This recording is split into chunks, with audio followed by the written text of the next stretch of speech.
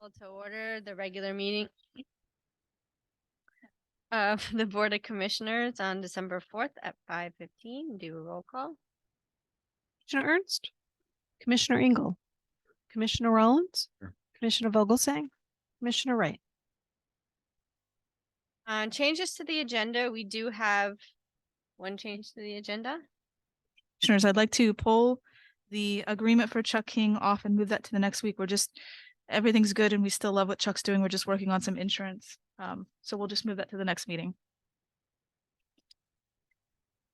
Public requests.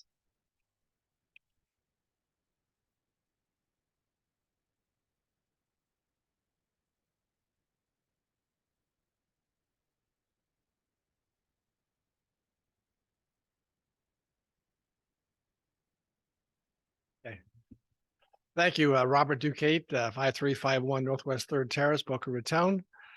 I don't know if you happened to catch the city council meeting, but I presented my concerns on public safety with regard to the Jeffrey Street Railroad crossing. I put up a map of your proposed park, and I asked the mayor specifically what the public safety issues are regarding this. After I handed out the application that the city had given to the FDOT, like I did to all of you, the mayor referred to George Brown, who said he'll make sure that the Beecham Park District is responsible for all of the safety when it comes to the park. So with that type of friendship, I mean, I feel sorry for you guys. I mean, it is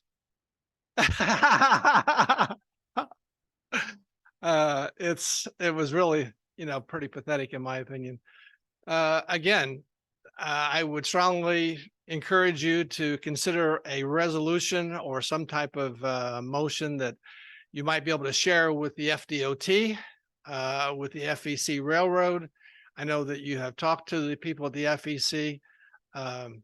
I think that it would be good to have it in writing to let them know, maybe the NTSB. There have been 99 deaths on the Brightline train since it started. And if you look, many of them are pedestrians. And unfortunately, if your park goes through as planned, there's going to be a lot more pedestrians at that crossing than the one they're closing. So they're going to be increasing the risk to pedestrians, bicyclists, as well as vehicles. So again, just my suggestion that unfortunately the city is not going to help you, which I guess after the whole fiasco with the golf course and letting you go through with the golf course without, any real behind the scenes knowledge of what's going on. I don't know how you could trust them to do what would be in the best interest of the public safety, which is what I tried to point out at the meeting. Thank you. Any questions? Okay, good luck.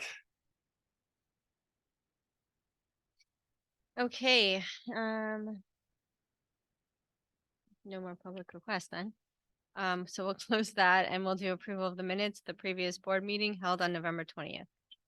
Approve. Commissioner Ernst, Commissioner Engel, Yes. Commissioner Rollins, Commissioner Vogelsang, Commissioner Wright. Yes. Motion passes. Okay, moving on to regular business. Number 1 is moved to the next meeting. So number 2, the CRA public records request. Commissioners, on page 16 is back and forth. It's 16 in your agenda packets is some back and forth with the city public records request that we did pursuant to working on pursuing all the different avenues we have for the CRA and our concerns about the extension that was passed by the council and the CRA members. So the public records request is outside of my ability to approve that cost. I think it's going to come down after I've set some clarification, but they won't have that back to me until sometime after this meeting. But tonight I was looking for approval or an amount of whatever you all feel would be a good amount to have to spend on public records on this matter, because it's probably going to exceed 5,000 at some point. Originally the bill was close to 9,000, so I'm looking for a ballpark around there if I could get that. Not to exceed And what would you suggest that number be? I could have 10, and then if I hope it doesn't ever go over 10,000, but if it did, I would just come back to the board and say, here's where we're at. Unless there's an objection and you want to discuss this, I would move that we provide you with a $10,000 budget not to exceed in the obtaining of the public records dealing with the CRA.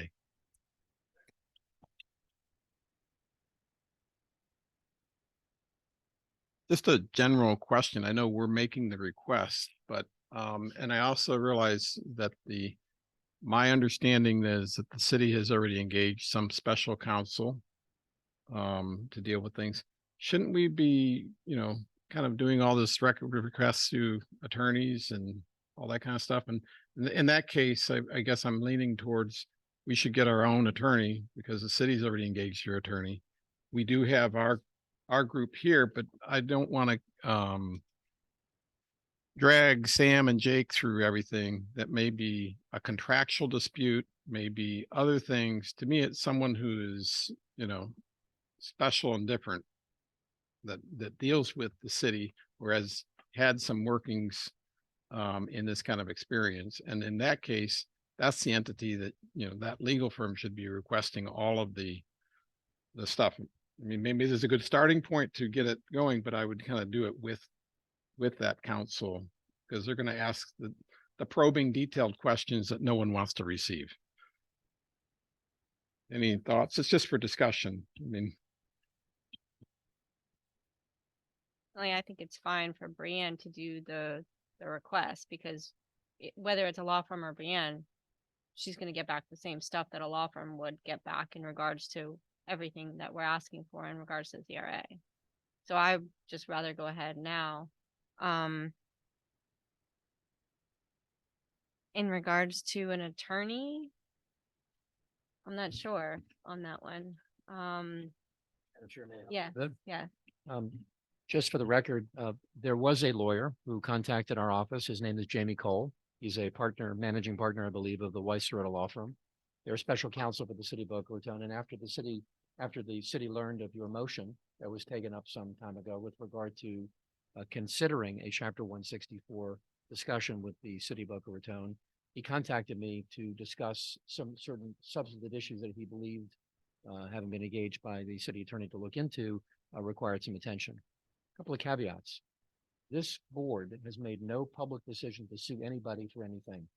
In fact, if you chose for whatever good reason you had, good faith reason to pursue a claim against the city of Boca Raton, you can't just sue the city because you choose to sue them.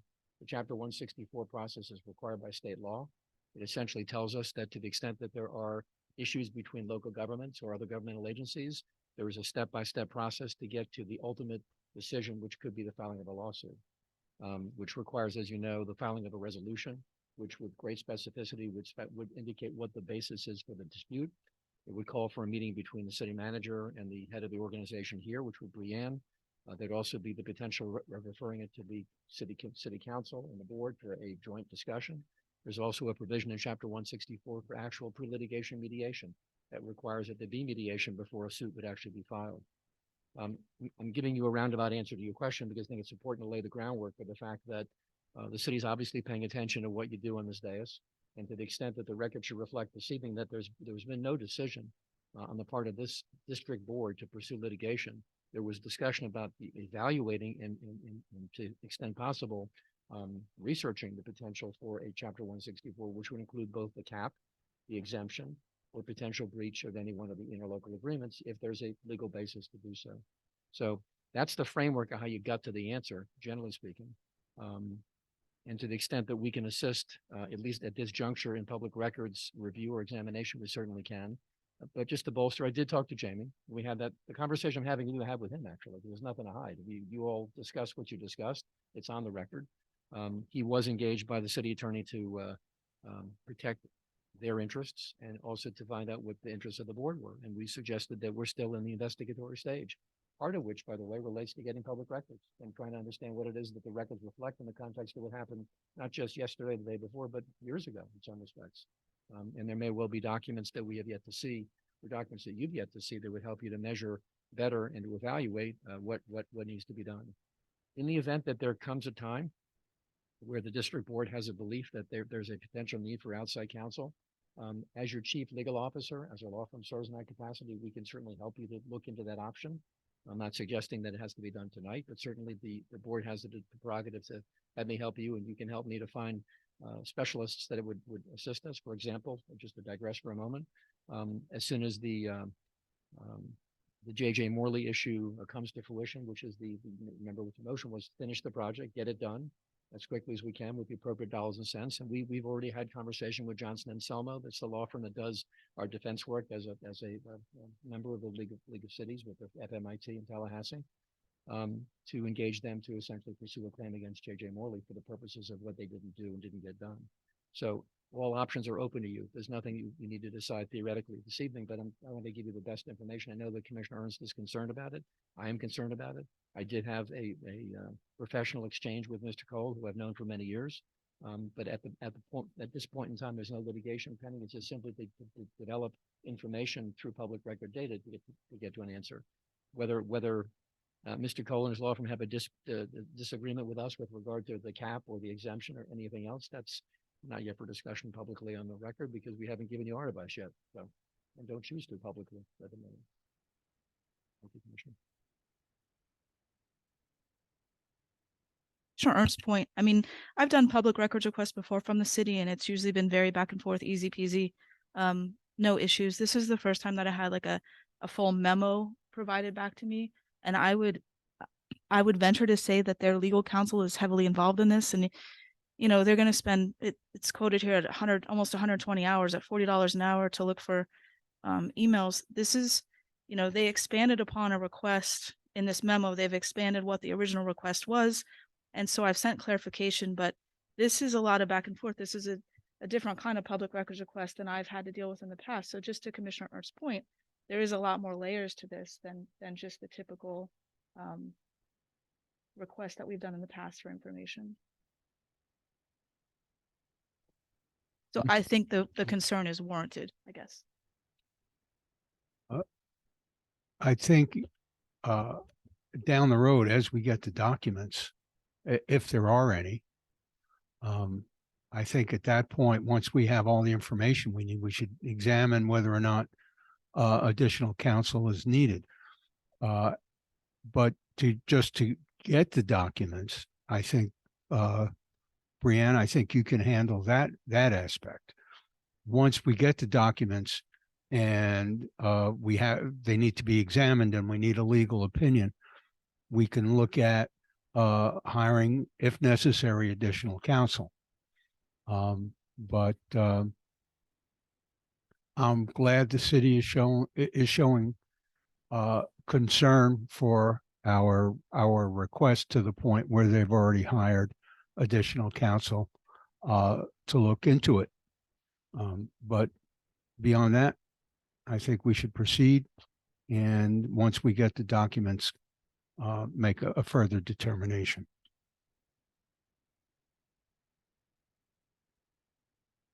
I have a question. How long is it going to take them to find something that isn't there? Rhetorical, right? Yeah.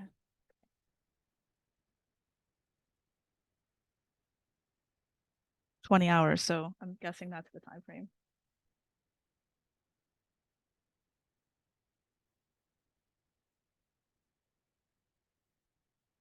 Ed? Yeah. Bob, do you have anything? Okay, go ahead.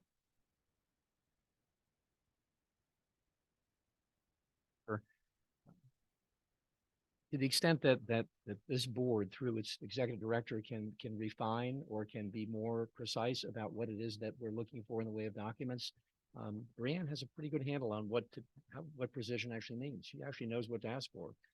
If there's something that she can't know exists or does or does not exist, sometimes you have to make a request and kind of figure out what the answer is when you get there. But at this point, to the extent that refining the request in some form or fashion to a more limited array of documentation, I know that Brianne will do that, and we'll try to help her as best we can to find that answer. But we can't know that answer tonight in the context of what that's going to cost. and whether the response is, hopefully the response in good faith under the statute will be thoughtful enough to give us some direction as to what it is that's available and timely. Because public records requests don't last forever. They do have a limitation of being timely and reasonable. And there are certain penalties for not being responsive on a public records request.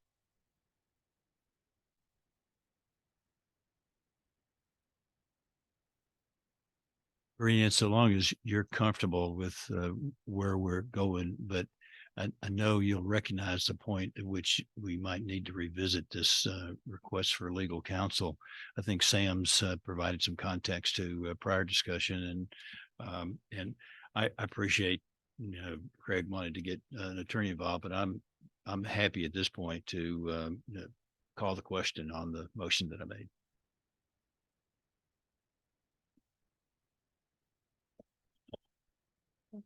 On the motion.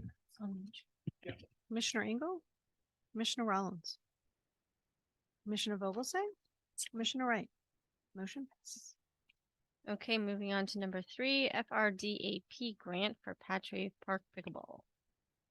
Over a year ago, we applied for a grant for the Patry Pickleball project.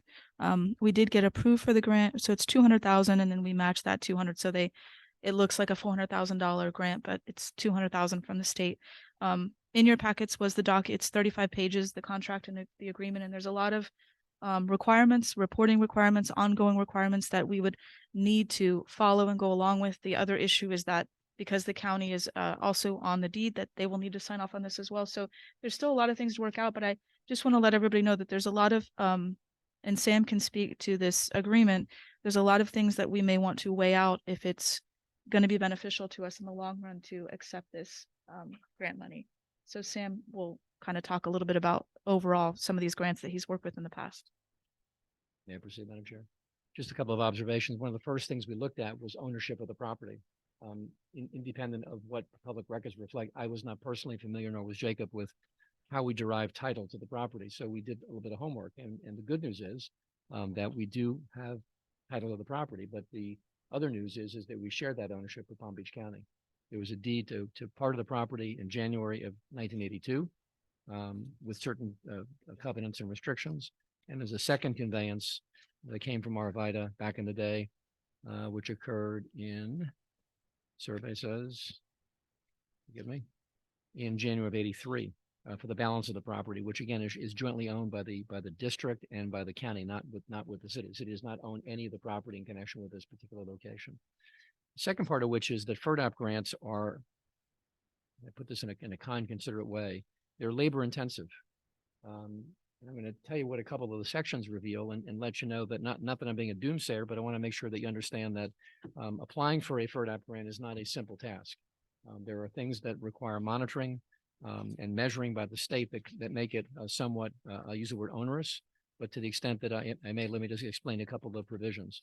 So for example, in the document, they cite to the fact that there are financial consequences to non-performance. And non-performance can include not performing or responding to a request when asked. Not that that should happen, but it could happen in the context of things. There's specifically obligations that the state has or opportunity to withhold payments if they're not happy with your answers. The invoices, for example, for reimbursement have to be specifically set forth as they are in the agreement, have to be very detailed and very specific. Documentation required for cost reimbursement with the grant. It talks about how you actually get to get the match. There are periodic status reports that are provided for in the document. It doesn't just simply say you get your money and you report back at the end. There requires status reports on a periodic basis. There's a retainage provision in the agreement. There are also insurance requirements with regard to this document that would need to be looked at by our insurance providers and provide proof of insurance. And there are termination provisions if the state doesn't think you're doing the right thing in the context of performing under the agreement. The other part of which is there are issues regarding lobbying, for example, which is not an issue. None of you are involved with lobbying on this topic. You were really able to pursue the application and pursue the grant, which you've done. The main concerns are that there's no land acquisition. Property is already owned by you, which one of the covenants is in the documentation. There are various attachments I just wanted to make sure that you understood that although this is a viable, thoughtful approach, the answer is that there are some labor intensive requirements, and I'm not the boss of our executive director, but I know that she's fairly busy from time to time, like every day. And to the extent that this might engender additional time constraints for her, that I just want to make you aware of, that the state does not particularly give quarter to delays, particularly in grant relationships such as this. So that's my best answer, and not to suggest it's bad, it's just that it's a fact. That's how they do business. And I've worked with FERDAP before. I can tell you a 38-second story, if you will, and that was that one of our cities years ago was applying for the FERDAP grant and had to appear in Tallahassee to make a presentation to secure the funds and to make the presentation. And I was with the mayor of that city and city manager, and make a long story short, we flew from Lauderdale to Tampa and missed the plane. We had to be in Tallahassee for the presentation by 1 o'clock. And they said, now what do we do, Mr. City Attorney? I said, well, as a commercial airport on the grounds of the Tampa airport, make a long story short, we commandeered a crop duster. True story. I sat in the back seat with fertilizer on the plane, and we flew to Tallahassee, got to Tallahassee, made the presentation with our consultant, and got the grant. It's worthy of acquisition, but there are constraints of time and effort that do require some attention, which I only raise because they're true. So thank you, Madam Chair. Have a crop duster in our fleet. Yes. Yeah. Yes. But I do want to come back to, so in general, I mean, although complicated and messy to get through, once you get the grant, you get the grant. There are events of default that are outlined in the agreement. And, nothing, but once you get the grant and they pay it and we're done, right? There's no ongoing, maintenance and notifying them and telling them how the pickleball courts are running or anything like that. But I would say to be sure that our events of default, it talks about who is doing work here on site, no construction and stuff, that our contractors who are doing the work don't trip us up. Right.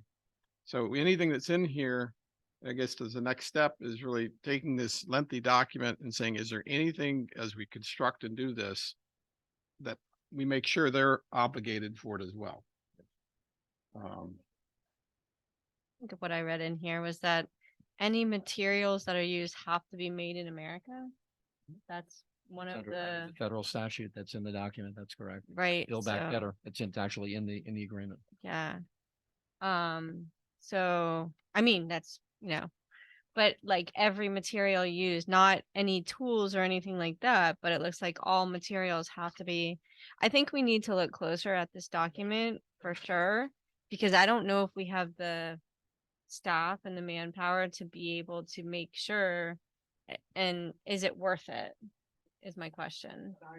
So but I think if you put it back on whoever is constructing it, they should be able to attest. Right, but we also have to make sure that they're doing that. Like, so Yeah. that means we have to look at all submittals and verify that they're using all American made materials. Uh, I'm not sure how it works with this in terms of like how you show that, or how, are they looking at our submittals? Are they looking at the submittals from the contractors saying this is what we're using? I don't know. I haven't.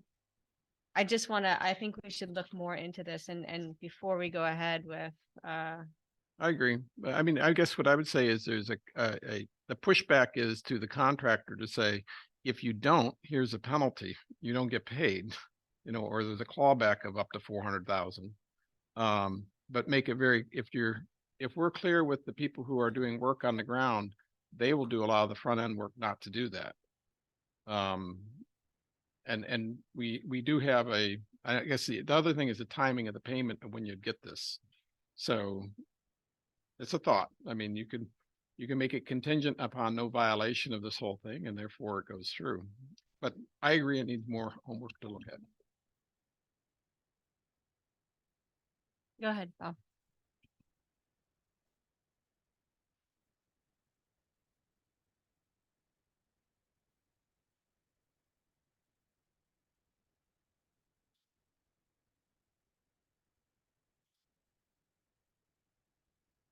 A sign out there, I forget exactly what it is, but it's related to one of our federal government programs, which is not working, but yet everybody is being told that it is.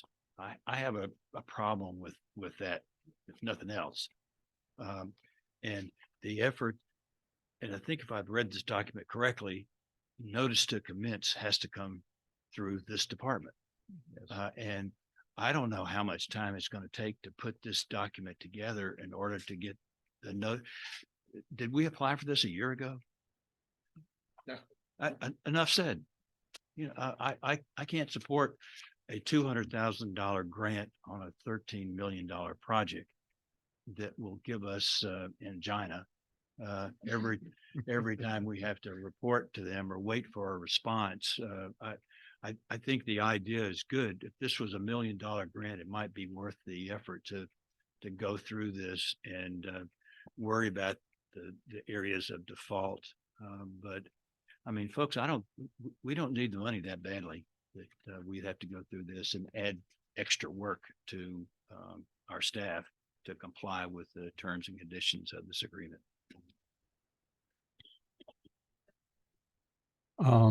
Spend more money on your salary and extra time or another person's salary. If we were to hire somebody to monitor it, then it would be worth with the grant.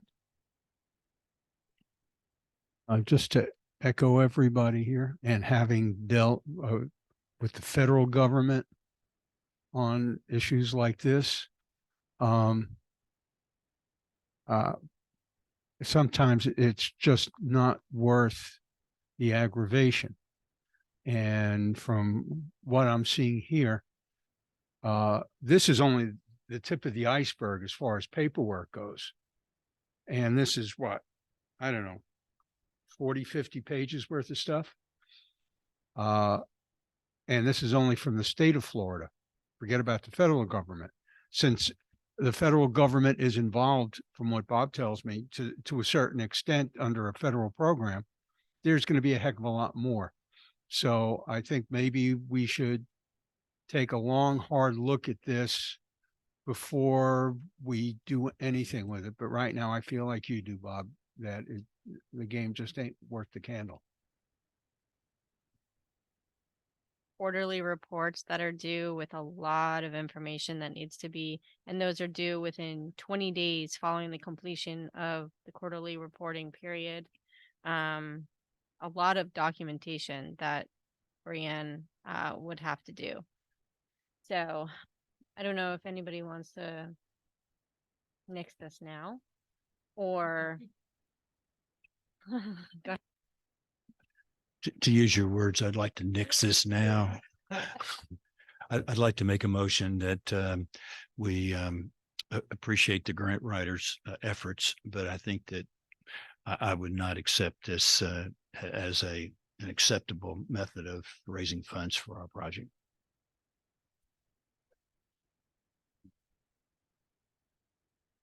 Any further discussion? Nope. Okay, go ahead. Ernst, Yes. Commissioner Engel, Yes. Commissioner Rollins, Commissioner Vogelsang, Commissioner Wright. Motion passes.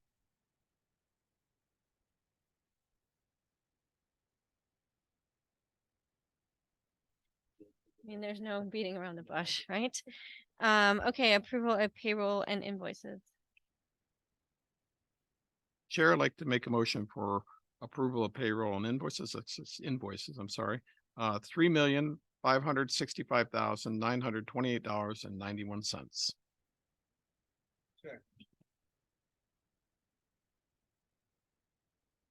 Ernst, Commissioner Engel, Commissioner Rollins, Commissioner Vogelsang, Commissioner Wright. Yes. Motion passes.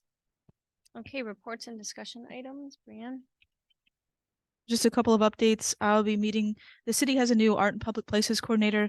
Commissioner Ernst and I met with her a couple weeks ago at the Federation meeting.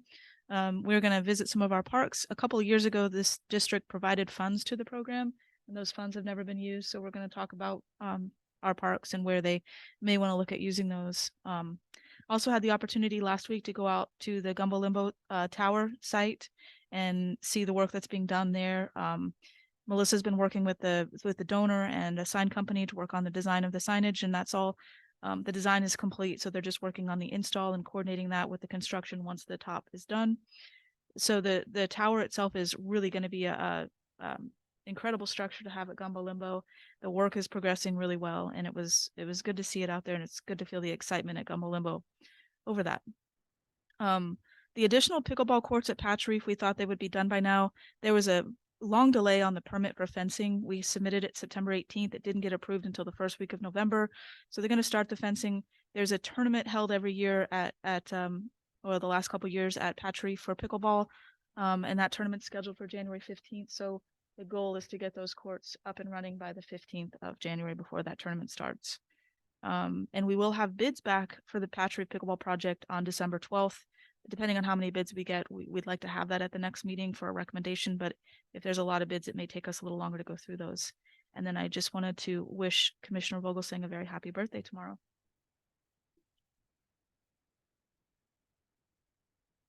Sam, do you have anything tonight? Madam Chair and Commissioners, you will need to get your 4 hours of ethics training during the next 12 months. We are, as your general counsel, we can provide that service to you. I've had some private conversation with some of you off the record, so to speak. We can do it any way you'd like. We can do 4 hours at one time. We can do 2 hours in 2 separate sessions. We can do an hour before each meeting for 4 different meetings, whatever you prefer. But there are certain amounts of things that have to be covered under the statute, which includes sunshine, public records, Chapter 112 ethics, and the like that are all required by the statute that was effective as of January 1 next year. So whatever your preference, we're happy to accommodate your needs, whether it be, again, an hour before every meeting or an hour after every meeting, whatever you think is best. There are other methodologies by which you can get your credits. The state, League of Cities does provide certain information. The State Association of Districts also has, I believe, some training opportunities. But I'm not mistaken, there has to be a certain amount of that 2 hours has to be interactive. So it has to be, I believe 2 out of the 4 have to be interactive. I can look. Application, the one that historically has been done, the state of Florida through that, I thought it was a 4-hour course. It is 4. Which said, Probably does, yeah. okay, FASD, correct? this year, I'm good This year until being which year? 2023, June, Doesn't get you there after January 1. after January. So a new one. Yeah, that's Yeah. fine. Do another one.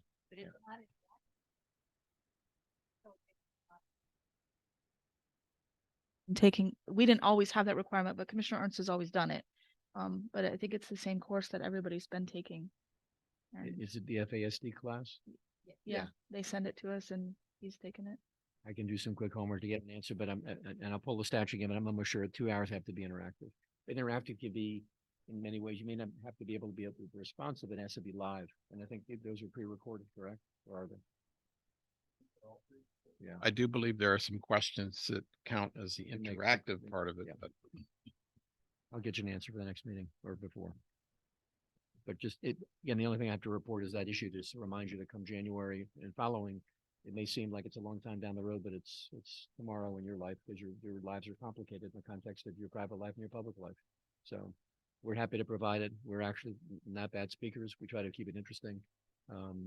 And it is a public meeting, so the public has a right to be there. But either way, we're happy to try to help you or find you the right resources to get to the right answer timely, so that no one's looking over your shoulder, because it is a violation of Chapter 112 not to take the class, get the credits. So and that's all I have. Question Yes. for you. So that new form, that Form municipal 6 does not apply to you. does not apply to Correct. us, correct? Okay. Form 6 applies to newly elected local officials. And as of January 1, for example, for those that are running in March elections, which some cities still have them, when they qualify to run the first week in January of 2024, they have to file a Form 6 along with their qualifying papers. Form 1 doesn't cut it. But you are not required yet to file Form 6s, just Form 1s. Does that come with dancing lessons? Depends. Well, I just recently saw some members of council dancing. And I was wondering if he had just got through with the course and was excited and that was part of the, I'm being facetious, of course, but it's funny. I personally feel like, I'm motivated enough to do this on my own. And rather than, and I love Sam and Jake, and I know that they presented the ethics course to us before, which was very well received, but I personally would rather be comfortable in sitting in my pajamas doing this. Yeah. Okay, so moving on to commissioners. Steve, you want to go first? Wishing Susie a happy birthday. Got nothing else.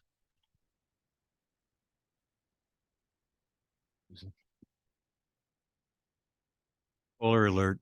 I'd like to, and maybe this is not the time to do it, but if I don't do it now while I'm thinking about it, under future agenda items, I want to circle back with what Robert DeCate had mentioned about making our opinion known and passing a resolution regarding the activity that's going to take place with the closing of with the opening of Clintmore all the way to Federal Highway. Just as a future agenda item, I'd like to ask the board to consider adding that to the future agenda item so that we might be able to pass a resolution to support the context of what Robert was suggesting, the safety issue, which is of concern to me, is a safety person. So other than that, happy birthday, Sue. And if we can do that, I would sure welcome that opportunity to have that discussion.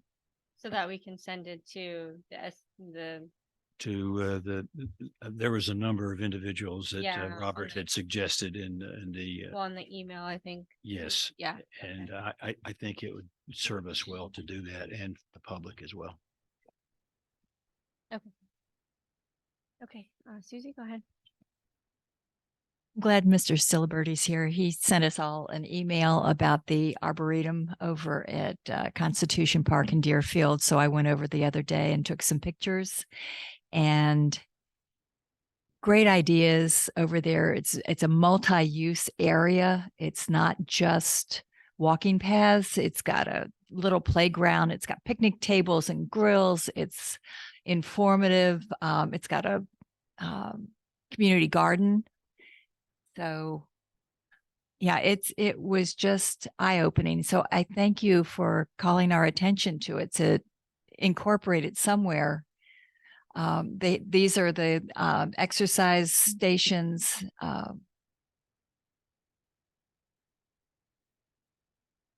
And the grills and picnic tables.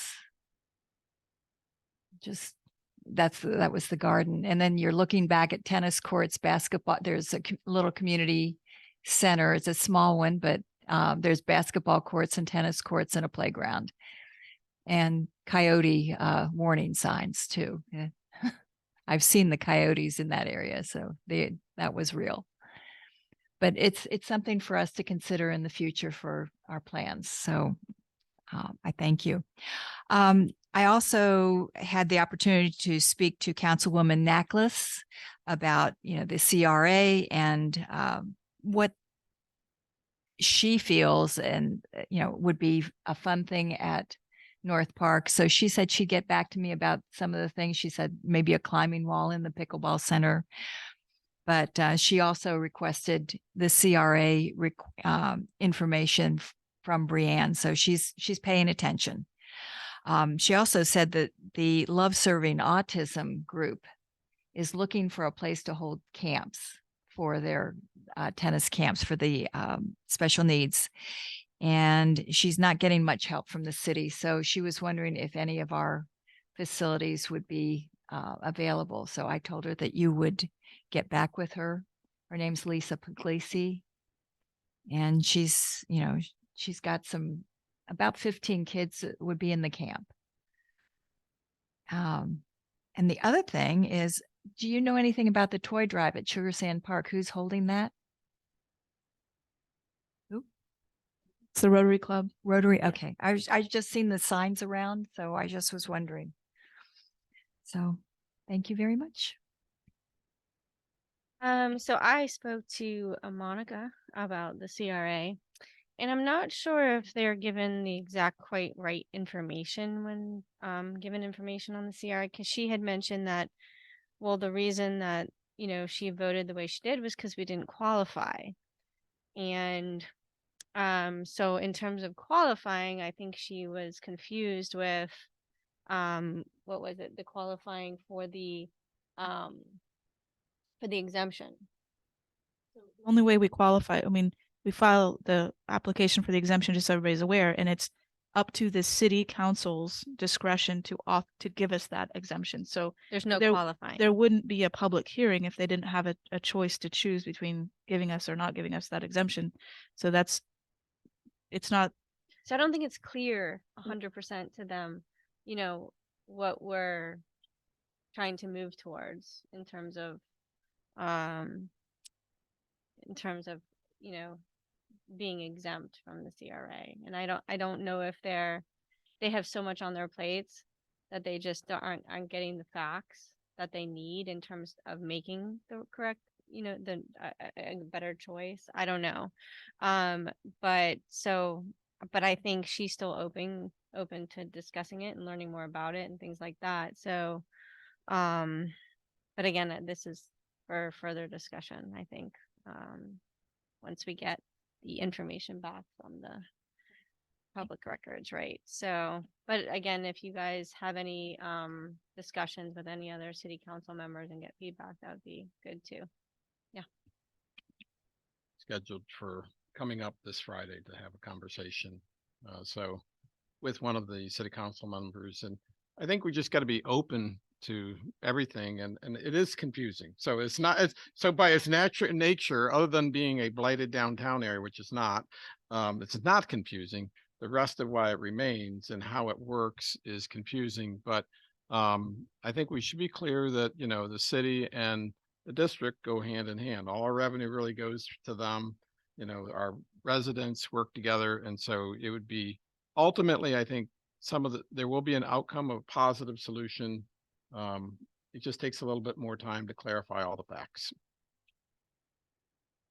The important thing is too, like we were supposed to schedule a joint meeting again, right? But maybe we can fit one in January before Monica leaves. I don't know. Maybe they'd be open to that. Because then we're gonna have to start anew with 2 new members, right? Is that 2? Is it 2? 1. Well, Fran's or Yvette's running against Bernie Corn, I think, right? Okay. So you never know. But so I mean, I'd rather get one in earlier than wait. I don't really want to wait because if we say we're going to wait, elections are when? In March. So we're probably not going to be able to get one until March, April, May. So if we can push to get one in January after the holidays, people will be back. People will be ready to maybe have one, hopefully. If you can reach out to them, I mean, all we can do is reach out and ask, right? It begs the question, are they open-minded to hear our position and actually understand it? Because I mean, I know I've talked to one of the city council persons in detail, gave them copies of the original agreement, and yet they still supported the continuation extension of the CRA agreement. So I don't want to spend any more time on it unless I know that they're going to be receptive to, and the only way to know that is for us to talk to them individually ahead of time to, like Craig said, maybe and you said they're not getting the correct information, but I don't know what else to say to them, and whether the $2.5 million means a lot less to them than it does to us. And somehow or another, I know we're in this together, but the fact that we have not been able to provide any input to the annual budget, which was a requirement of that ILA, that they confer with us, whether they listen to us or not, they had to at least have that meeting. Why hasn't that happened? Is that because of the leadership at the top that it hasn't? And if that's the case, then I would be compelled to have this meeting after Mr. Brown is completely in control of, as a city manager. That's right. Okay, well, so, I mean, if he's willing to listen and give us an opportunity to change that motion that they had, but otherwise, I mean, it's like, we're all busy people. I'd almost rather see what's in those documents, and then I did not necessarily want to have an attorney straight away. And it may be necessary later on, and nobody on this dais wants to have any type of a legal confrontation with the city. We want to try to work this out so we don't have it. And if we were spending the money on hard recreational components in the downtown area, I'd be a little more inclined to listen to their position. I noted there's an article in the Sun Sentinel. I meant to bring that tonight, a front page article about Brightline and how much it's doing to downtown, but I didn't see any discussion about recreational needs in that area. Well, see, the issue is, I think there are a lot of times, I think they're being told that, well, it's being used for public spaces. Well, our money is supposed to go towards recreational spaces, not necessarily just public spaces, right? And I think if we have a joint meeting with them and we can put them on the spot to actually have a discussion about it, so we can lay out what we're trying to get to them and the information we're trying to, I mean, I just straight out said, well, it's not a blighted area, number one. And even if it is extended, we have paid our dues to what we were supposed to do, right? So if our money's not going to recreational needs, then why are we still paying into it? They can vote to have us not pay into it anymore. There is no requirements for us to not do that anymore. So yeah, go ahead. Based on past experience, I would have to say that the city's mind is already made up, but I'd like to give them the benefit of the doubt. To that end, I'd like to invite George Brown to one of our meetings and let him give the city's side of the equation, and let's put it on the record, because we can have conversations with members of city council off the record, and they can tell us certain things, we can tell them certain things. But let's find out what the official position is of the city. Have Mr. Brown come in, talk to us, or a member of his staff, Ms. Gibson, come in, talk to us, and tell us what is their reasoning. Because right now, I feel like we're going back to the days when we had the arguments about the golf course. And we were thinking, well, what changed? And we didn't have all the information. We didn't have information they had. I'd like to get everything out in the open, and let's get all the information. Let's hear what they have to say and let them put it on the record. Well, now that they have special counsel for it, though, I don't know if they're going to want to just come and have a discussion about it here on the record. I don't know. Taxpayer, doesn't that save everyone a lot of money? So it's same as it was before. We would not have wasted taxpayer money designing a golf course if we had known that they were ready for another golf course. So as a taxpayer, and I'm a taxpayer, I think that's a fair request, Steve. Let's get this over with and stop, all the wasted money, whether it's here or whether it's there. Have the conversation to say why. That's all. And Well, we can reach out to them, right? And also reach out about a joint meeting in January. I think that would be a good time once George Brown is in his role permanently. And we can only, I mean, we're always told that, we're not developing the relationship. We're moving forward. We're trying to get meetings. We're trying to have discussions. So we're doing our part, right? That's all we can do. So.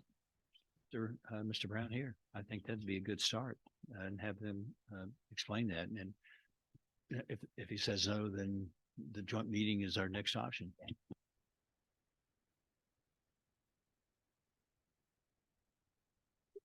Happy Hanukkah starting on Thursday. And that's it. I have nothing else. Sure. Yes. Commissioner Engel, Commissioner Rollins, Commissioner Vogelsang, Commissioner Wright. Motion passed. We are adjourned.